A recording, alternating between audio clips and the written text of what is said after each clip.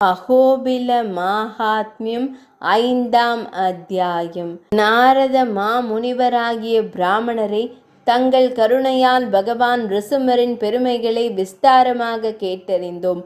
அதன் வாயிலாக ஸ்ரீ நிருசிம்மர் கோயில் கொண்டு எழுந்தருளி இருக்கும் க்ஷேத்திரங்களை பற்றி அறிய முடிந்தது என்றனர் ரிஷிகள். இப்பொழுது ஹயமேதஸ் என்று போற்றப்படும் பகவான் ஸ்ரீ நிருசிம்மரின் ஆவிர்பாவத்தை கேட்டறிய விரும்புகிறோம். தூணில் அவருடைய அவதாரம் எப்படி நேர்ந்தது? மகனாகிய பிரகலாதனுக்கும் தந்தையான ஹிரண்யகசிபுவிற்கும் பகைமை எப்படி உருவாயிற்று? இவ்விஷயங்கள் மற்றும் பகவான் ஸ்ரீ நிருசிம்மர் இவருடைய கதையோடு கூடியதுமான விஷயங்களை விஸ்தாரமாக கூறியருள வேண்டும் என்று ரிஷிகள் வேண்டினர். காரிய வைகுந்த லோகத்தில் ஸ்ரீதேவி பூதேவி சகிதனாக பகவான் நித்திய முக்தர்களுடன் எழுந்தருளியுள்ளார். மயர்வர மதி நலம் அருள பெற்றவர்களும் ஹரித்தியானம் செய்பவர்களும் பாலகர்களை போன்ற செய்கை உடையவர்களும் நிவிருத்தி மார்க்கத்தில் பிரவருத்தர்களுமான சனகாதி முனிவர்கள் பகவானை சேவிக்க விரும்பினர். அழகிய தோட்டம், வாபி, கூப தடாகங்கள் என நிரம்பியவையும் பொன்மயமான மாளிகைகள் உடையவையும் உயர்ந்த கோபுரங்களுடன் கூடியவையும் சுகம், சாரிகா முதலான பறவைகளால் இனிமையான அந்த வைகுந்த லோகத்தில் உள் நுழைய முயன்றனர். ஜெயன், விஜயன் என்ற 2 வாயிற்காப்பாளர்கள் அவர்கள் செய்த சிறந்த புண்ணியங்களின் காரணமாக அந்த பதவிக்கு வந்தார்கள். பெரிய உருவம் படைத்த அவ்விரு துவாரபாலகர்களையும் பார்த்து யோகிகள் அனைவரும் கோபத்தினால் இளைத்தவர்களாய், உலகில் உள்ள எப்பொருளிலும் ஆசையற்ற எங்களை ஏன் தடுத்தீர்கள்? ஆசை உள்ளவர்களை தடுப்பதற்காகத்தான் நீங்கள் இருவரும் பகவானால் அமர்த்தப்பட்டுள்ளீர்கள். குற்றமற்ற நாங்கள் உங்கள் இருவரால் தடுக்கப்பட்டுள்ளோம். அந்த பாபத்தின் பயனாக நீங்கள் இருவரும் அசுரத்தன்மையை அடைய போகிறீர்கள். இம்மாதிரி சாபம் கொடுக்கும் போதே புருஷோத்தமனான பகவான் கைகளை உதறிக்கொண்டும் மடியிலிருந்த லக்ஷ்மியை கூட விலக்கிவிட்டு பரபரப்புடன், இதோ அர்க்யம், இதோ பாத்தியம், இதோ ஆச்சமன ஜலம், இதோ அமர்வதற்கு ஆசனம் என்று புருஷோத்தமன் அவர்களை பார்த்து கூறினார். பகவான் ஸ்ரீஹரியினுடைய அவ்வார்த்தைகளை கேட்டதும் சனகாதி முனிவர்கள் பயந்து விட்டனர். மிகவும் வேகமாகவும் பரபரப்பாகவும் காணப்படும் பகவானை அவர்கள் நமஸ்காரம் செய்தனர். உடல் வலிமை, அழகு இவைகளோடு கூடியவர்களும் ரிஷிகளுள் சிறந்தவர்களுமான அந்த சனகாதி முனிவர்களை பார்த்து, சர்வாத்மாவான பகவான் ஸ்ரீ மகாவிஷ்ணு, முனிவர்களாகிய நீங்கள் அனைவரும் க்ஷேமம்தானே என்று நலம் விசாரித்தார். சத்வகுணம் நிரம்பிய தாங்கள் சரியான பதில்தான் கூறுவீர்கள். நமது முன்னோர்கள் அனைவரும் அமைதியை பாதுகாக்க காரணமானவர்கள். உங்களது அருளால் உலகமும் நிறைந்து காணப்படுகிறது. மனைவிமார்கள், சொந்தக்காரர்கள், கால்நடைகள் அல்லது பாதசாரிகள், தேவர் குல தலைவர்களின் ஆளுகை என அனைத்தும் உங்களது அருளால் எனக்கு எல்லா விருப்பமும் நிறைவேறும். சந்தேகமில்லை. ஆஹா, என்ன பாக்கியம், என்ன பாக்கியம்! கண்டிப்பாக நான் புவனங்களுக்கெல்லாம் ஈஸ்வரன்தான். ஏனெனில் பாக்கியமுள்ள நான் சனகாதிகளான தங்களை பார்க்கிறேன். நான் மிகவும் திருப்தி உள்ளவனாக இருக்கிறேன். எனது விருப்பம் நிறைவேறும். ஏனெனில் எனது இருப்பிடத்தை நோக்கி முனிவர்களான சனகாதிகள் வந்துள்ளனர். இம்மாதிரி பகவான் ஜனார்தனன் சனகாதி முனிவர்களை பார்த்து ஸ்தோத்திரம் செய்து முடித்ததும் முனிவர்கள் மன வருத்தம் அடைந்தவர்களாய் அஞ்சவும் செய்தனர். பிறகு முனிவர்கள் அனைவரும் மிகவும் மரியாதையுடன் சிரம் தாழ்த்தி பேசலானார்கள். பகவானே, எங்களை மன்னித்து விடுங்கள், க்ஷமிக்க வேண்டும். குழப்பமடைந்த எங்களால் இவ்விருவரும் சபிக்கப்பட்டு விட்டனர். அனைத்தும் அறிந்த முனிவர்களுக்கு சாபம் எதற்கு? எதுநாள் வரை சரீரம் தொடருமோ, இந்த புலன்களும் அந்த சரீரத்தை எதுநாள் வரை அண்டி இருக்குமோ அதுவரை பெருந்தகையே ஹிருதயத்தில் உத்தமமான ஞானம் எப்படி ஏற்படும்? கோபம் முதலான கொடிய குணங்களால் கலங்கப்படுத்தப்பட்ட உள்ளத்தில் பகவான் ஸ்ரீ மகாவிஷ்ணு எப்படி குடியிருப்பார்? ஹம்சம் மிக மிக சுத்தமான பறவை. அதற்கு நேர்மாறான அசுத்தமான சேற்றில் எப்படி அந்த பறவையால் இருக்க முடியும்? இதுபோல் நித்திய அனுசந்தானம் செய்து கொண்டு தங்களை மிக மிக தாழ்த்தி கொண்டு தலை சிறந்த முனிவர்கள் அனைவரையும் காப்பாற்றக்கூடியவரும் புலன்களை புறக்கணித்தவர்களுக்கு ஞானத்தை தரும் அதோக்ஷஜராகிய பகவானை சரணமடைந்தனர். ஜெய விஜய என்று பெயர் கொண்ட இவ்விரு துவார பாலகர்களுக்கும் தாங்கள் செய்தது அனுகிரகமே. அதுபோலவே 3 ஜென்மங்கள் எனக்கு எதிராக இருக்க போகிறார்கள், இதில் சந்தேகமில்லை. ஏனெனில் பிராமணனுடைய பாக்கியம் அப்படிப்பட்டது, அது பொய்க்காது. இவ்வாறு கூறி சனகாதிகளை ஆசுவாசப்படுத்திவிட்டு ஜெய விஜயர்கள் செய்ய வேண்டிய காரியத்தையும் சுட்டி காட்டிவிட்டு சனகாதி யோகிகளின் கண் எதிரிலேயே பகவான் தன்னை மறைத்து கொண்டார். ஸ்ரீஹரியான பகவானுடைய பேச்சை நினைத்து யோகிகளான சனகாதியர்கள் வியப்படைந்தனர். அவர்களின் உடல் முழுவதும் சிலிர்க்க ஆரம்பித்தது. பிறகு தத்தமது இருப்பிடத்திற்கு சென்றனர். ஸ்ரீஹரியின் துவார பாலகர்களான ஜெய விஜயர்கள் இருவரும் தங்களது வருங்காலத்தின் விதியை, எதிர்காலத்தின் நிலையை மனதில் சிந்தனை செய்ய தொடங்கினர்.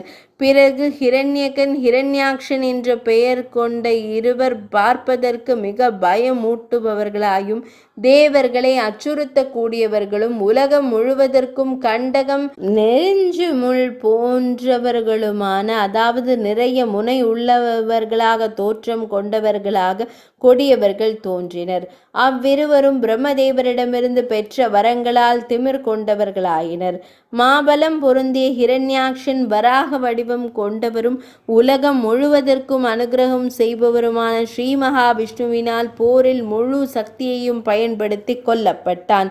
புத்திசாலியான ஹிரண்யகசிபு தனது உடல் பலம், வல்லமை, தைரியம் இவைகளால் தேவர்கள், அசுரர்கள், கந்தர்வர்கள் அடங்கிய உலகங்களையும் வென்றான்.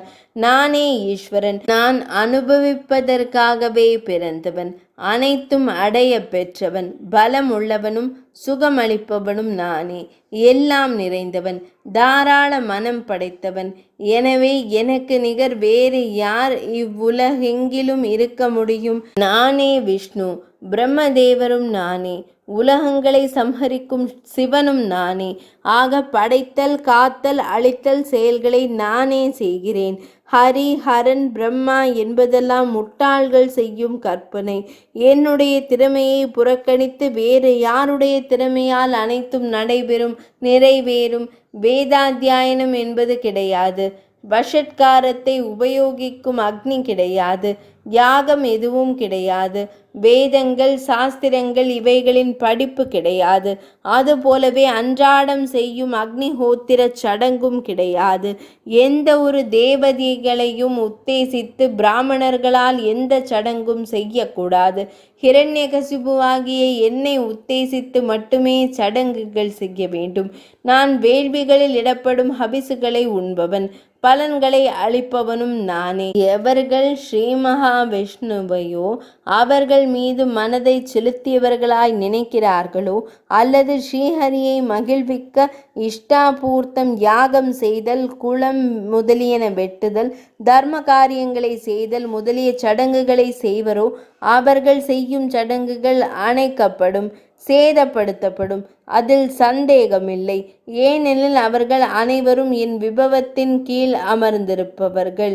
எனவே அவர்களுக்கு உரிமை இல்லை. இம்மாதிரியான தீச்செயல்கள் பலவற்றில் ஈடுபடும் ஹிரண்யகன் என்ற மாபெரும் அசுரன் பிரம்மதேவரிடமிருந்து வரம் பெற்று கர்வம் கொண்டவனாய் இப்பூ உலகை ஆண்டான். தேவேந்திரனை தலைவனாக கொண்ட அனைத்து தேவர் குலாங்களும் ஹிரண்யகசிபுவிடம் பயந்து மாபெரும் விபத்தை அடைந்தனர். பின்னர் தேவகுருவான பிரகஸ்பதியிடம் கூறலாயினர். ஹிரண்யகசிபுவினுடைய இன்னலிலிருந்து மீளுவதற்கான வழியை தேவேந்திராதிகள் பிரகஸ்பதியை கேட்டனர். அப்போது பிரகஸ்பதி கூறலானார், பார்க்கடலின் கடற்கரையில் கேசவனை நீங்கள் துதியுங்கள். உங்களால் துதிக்கப்பட்ட அளவில் விஷ்ணுவானவர் நொடியில் மகிழ்வார். விஷ்ணு பகவான் மகிழ்ந்த அளவில் அசுரனை கொல்ல வழி பிறக்கும் என்று தேவகுருவால் கேட்டுக்கொள்ளப்பட்ட தேவர்கள் நல்லது நல்லது என்று கூறினர். நன்னாளில் நல்ல திதியிலும் லக்னத்திலும் ஸ்வஸ்தி புண்ணியாகம் போன்ற மங்களமான சடங்குகளை பிரகஸ்பதி கூறியது போலவே அதிக பிரீத்தியுடன் செய்தனர். பிராமணர்கள் துஷ்டனான அசுரனின் அழிவிற்காகவும் தங்களது மேன்மைக்காகவும் சிறந்த முனிவர்களை கொண்டு சடங்குகளை நடத்தினர். அதன் பிறகு தேவர்கள் புறப்பட்டு சென்றனர். தேவர்கள் எல்லோரும் சிவனை முன்வைத்து பார்க்கடலின் வடக்கில் உள்ள கரையை அடைந்து தேவேந்திரனுடன் இணைந்து ஸ்ரீ மகாவிஷ்ணுவான ஜனார்த்தனரை பற்பல ஸ்தோத்திரங்களால் துதித்து பூஜை செய்பவர்களாயிருந்தனர். சிவபிரானும் பகவானான ஜனார்த்தனனை அதிக பக்தியுடன் மனதை ஒருநிலைப்படுத்தி பகவானுடைய புண்ணிய நாமங்களை சொல்லி ஸ்தோத்திரம் செய்தார். விஷ்ணுவானவர் எங்கும் நிறைந்தவர், யக்ஞ வடிவானவர், யக்ஞங்களுக்கெல்லாம் தலைவர், யக்ஞங்களை காப்பவர், தோற்றுவிப்பவர், விளங்குபவர், உலகங்களையே தனது ஆத்மாவாக கொண்டவர், உலகங்களுக்கெல்லாம் தலைவர். ஸ்ரீ விஷ்ணுவானவர் அனைவரையும் மகிழச் செய்பவர், தாமரை இதழ்களை ஒத்த கண்களை உடையவர், திருப்பார்கடலை தனது வசிப்பிடமாக கொண்டவர், தேவர்கள் அசுரர்கள் அனைவராலும் பூஜைக்கத்தக்கவர், உலகங்களை ஆள்பவர், உலகங்களை சுழல வைப்பவர், பாவங்களை போக்குபவர். ஸ்ரீ மகாவிஷ்ணுவான தாங்கள் வைகுண்டவாசி, ஸ்ரீ மகாலட்சுமியின் உள்ளத்தில் உறைபவர், எல்லா தேவர்களாலும் வணங்கப்படுபவர். தாங்களே யக்ஞம், தாங்களே வஷட்காரம், தாங்களே ஓம்காரம், தாங்களே கார்கபத்திய, ஆகவனிய, தக்ஷிண என மூவகையான யாகாக்னிகளாக விளங்குகின்றீர். ஸ்ரீ மகாவிஷ்ணுவாகிய தாங்களே ஸ்வாகா ஸ்வதா ஆகிறீர்கள். தாங்களே தேவர், அமிர்தம், புருஷோத்தமர் எல்லாம். எனவே தேவர்களுக்கெல்லா தேவரும் நிலையானவருமான ஸ்ரீ மகாவிஷ்ணுவிற்கு நமஸ்காரம். எல்லையற்றவரும் நினைத்தற்கு அரியவருமான கருடத்வஜனுக்கு நமஸ்காரம். இவ்வாறு பார்வதி பதியான பரமசிவனார் பெரியதொரு ஸ்தோத்திரத்தை செய்தார். அதன் மூலம் மகிழ்ந்த பகவான் ஸ்ரீ மகாவிஷ்ணு பின்வருமாறு கூறலானார். தேவர்களே, நான் உங்கள் அனைவராலும் துதிக்கப்பட்டேன். பெருந்தகையரான சிவபெருமானாலும் துதிக்கப்பட்டேன். நான் எதற்காக என்ன செய்ய வேண்டும் என்பதை கூறுங்கள். அதை கேட்டு உங்களுக்கு அனைத்தையும் செய்கிறேன். தேவர்களுக்கெல்லாம் தேவர் தாங்கள். ரிஷிகேசரே, புண்டரீகாட்சரே, மாதவரே, தாங்களே அனைத்தையும் அறிந்தவர்கள். எங்களை போய் கேட்கிறீர்களே என்றனர் தேவர்கள். அசுரர்களை அடக்கும் ஆற்றல் மிக்கவர்களே, உங்களது வரவை நான் அறிவேன்.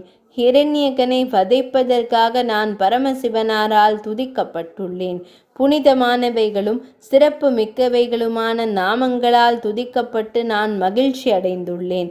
சிவபிரானால் தொகுத்து கூறப்பட்ட துதிக்கப்பட்ட இந்த ஸ்தோத்திரத்தினால் எவர் என்னை துதிப்பரோ அந்த ஸ்தோத்திரத்தினால் நான் பூஜிக்கப்பட்டவனாவேன். சங்கரர் பூஜை செய்ததாகவே நினைத்து கொள்வேன் என்று கூறி பகவான் ஸ்ரீ மகாவிஷ்ணு சங்கரரை பெருமைப்படுத்தி பேசலானார். சம்புவே, நான் உங்களது ஸ்தோத்திரத்தை கேட்டு மகிழ்ந்தேன். தங்களது மங்களகரமான கைலாசத்திற்கு தாங்கள் செல்லலாம். பவ என்று அழைக்கப்படும் சிவபிரானே, தங்களால் துதிக்கப்பட்ட நான் ஹிரண்யகசிபுவை கொல்வேன். தேவர்களே, நீங்கள் அனைவரும் யாதொரு பயமும் இல்லாதவர்களாய் உங்களது ஸ்தானமான ஸ்வர்கலோகத்திற்கு செல்லுங்கள். நான் இப்போதே தேவர்களுக்கெல்லாம் எதிரியான ஹிரண்யகசிபுவை கொல்வதற்காக போகிறேன் என்று கூறிய தேவரான ஸ்ரீ மகாவிஷ்ணு மறைந்தார். தேவர்களும் தத்தமது இருப்பிடம் சென்றனர். ஜனார்த்தனனான பகவான் தனது கட்டளை வடிவான காலத்தை செயல்பாட்டின் காலமாக எதிர்பார்த்தவரானார். ஏனெனில் காலத்தை யாராலும் வெல்ல முடியாது. ஹிரண்யகசிபு பிராமணர்களை ஹிம்சித்து கொண்டும் தனது பாகு பலத்தினால், அதாவது தோள் வலிமையினால், தேவேந்திரனுடைய ஒளியை முற்றிலும் குறையச் செய்பவனாய் இந்த பூமியை ஆட்சி செய்தான். வைதிகர்களுடைய ஆச்சாரங்கள் தடை செய்யப்பட்ட காரணத்தால் உலகமே பயந்து நடுங்கியது. உலகமே சூன்யமாயிற்று. இதுபோல் பிரம்மதேவன் அளித்த நிகரற்ற வரத்தால் அசுரர் தலைவன் கர்வம் கொண்டவனாய் அகில உலகையும் துன்புறுத்தினான். அவன் தேவர்களை மதிக்கவில்லை. சிவபிரான், விஷ்ணுமூர்த்தி, பிரம்மதேவர் ஆகிய யாரையும் அவன் மதிக்கவில்லை. அப்படி இருக்க மனிதர்கள் எம்மாத்திரம்? ஸ்ரீ பிரம்மாண்ட புராணத்தின் க்ஷேத்திர காண்டத்தில் ஸ்ரீமத் அகோபில மாஹாத்மியத்தின் 5ஆம் அத்தியாயம் நிறைவடைந்தது.